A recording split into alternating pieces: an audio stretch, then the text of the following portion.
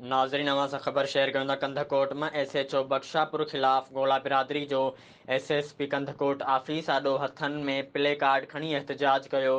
चोरी थियल मेहूं वापसि कराइण लाइ नारेबाज़ी कई वई। उन मौक़े ते एहतजाज कंदड़नि उस्ताद निसार अहमद, फिदा हुसैन, मोहम्मद रफ़ीक, सदाम गोला ऐं ॿियनि चयो असां जूं मुसलसल मेहूं चोरी थी रहियूं आहिनि ऐं सॾु पंध ते पुलिस चौकी हुअण बावजूद बि पुलिस चोरनि जो पीछो न कयो ऐं चोरी जो केस दर्ज कराइण SHO बख्शापुर ग़ुलाम कादिर जतोई वटि वियासीं, जंहिं केस दर्ज करण खां साफ़ इनकार करे छॾियो।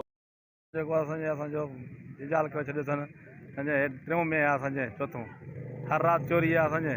असां कुबले थाणे ते वियासीं, उहे चवंदा तव्हां ड्रामा कंदा आहियो। उन थाणे जे भरिसां जेको आहे चोर काए विया। वरी असां पहिरें वारा हुया उनखे चई तव्हां जेको कागज़ ॾेखारियो हीअं असांखे रिकॉर्ड करे चोर खे अंदरि में काए विया। साईं असांजो उहो राति ख़ाली न आहे जेको असां जेको ओठ गुल मोहम्मद गोलो हद बशकियापुर उहो राति ख़ाली न आहे जेको असां वटि जेकी न चोरी थिए थो। 3 में असांजा अॻु में चोरी थी विया।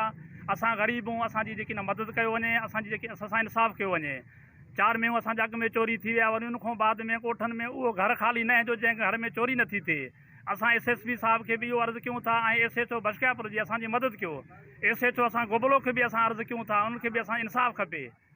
ऐं अॼु असां मजबूर थी एहतजाज जो रस्तो इख़्तियार कयो आहे। असीं SSP अमजिद शेख समेत वस वारनि आला इख़्तियारनि खां मुतालबो करियूं था त चोरनि जैसा थारी SHO खे हटाए असां जूं चोरी थियल मेहूं वापसि कराए ॾिनियूं वञनि। ॿी सूरत में एहतजाज जारी रहंदो।